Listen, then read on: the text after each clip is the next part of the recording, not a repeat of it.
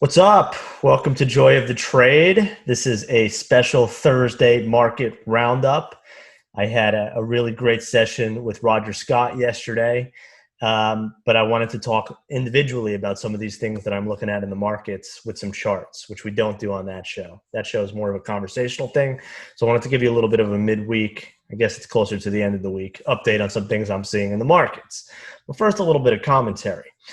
You know, a lot of people that are new to the markets, they like to bring their classic understanding or their theories on what's cheap and what's expensive and whether it should or shouldn't be.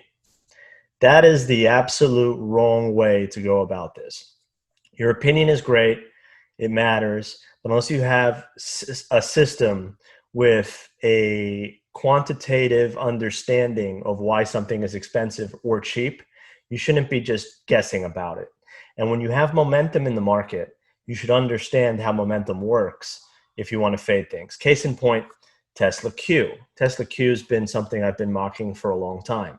It's a group of people on the internet that hate Tesla. Fine, I get it. You don't like electric vehicles, you don't like Elon Musk, whatever. Either way, if you look at that stock, it was never a short. Maybe you don't get long it. Maybe it's stretched. Maybe it's not a comfortable trade for you because of the fact that it's whatever, all of the world's biggest car companies combined in market cap. I get all that, but that doesn't make it a good short. And so the same thing is applying to a lot of these technology companies right now that are exploding, that are making all-time highs. Should Amazon be a $1.5 trillion company? Should Microsoft? Should Apple? Here's what you need to know. These companies are kicking ass in an unprecedented calamity that's occurred around the world. So there's a premium that's being paid for that ass kicking right now. So if you want to be the one that measures an inch when they're doing a mile, that's going to be on you, and that's going to be something that can be really painful.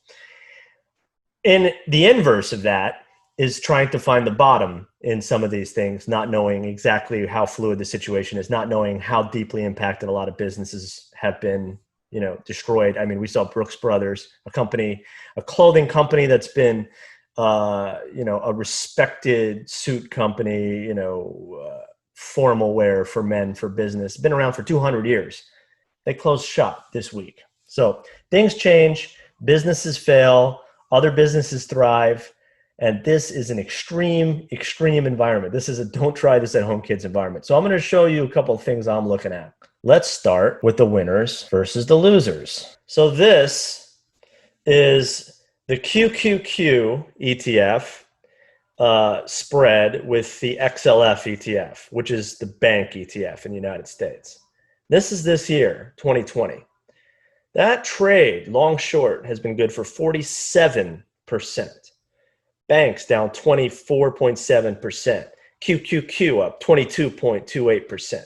People are doing the opposite. They're telling you Amazon's too expensive and the banks are too cheap. Well, the banks are getting really cheap. I agree with that. The more dangerous trade is short this, in my opinion. You'll take some pain in this, but you'll get it back. You don't know where that's going to ever come back. We could find the new home where what used to be $1 trillion company is a $3 trillion company.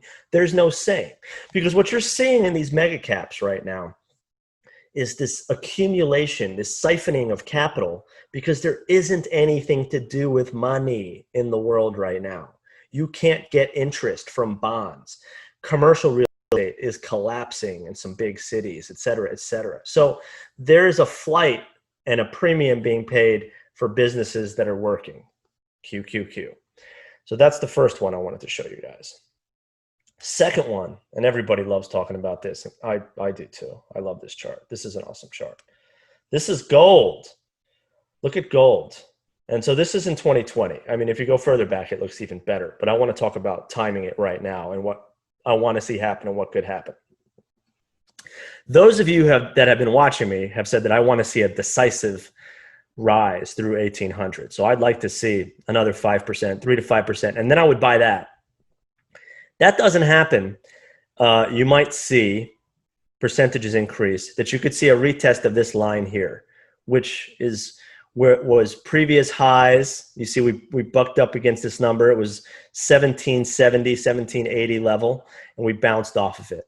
So either you get this parabolic move, which I would buy, or you get a retest of this that works. The retest doesn't go through it, which is also a buy. But it's two scenarios I'm looking at with gold right now. And the last chart that I want to bring to your attention is right here.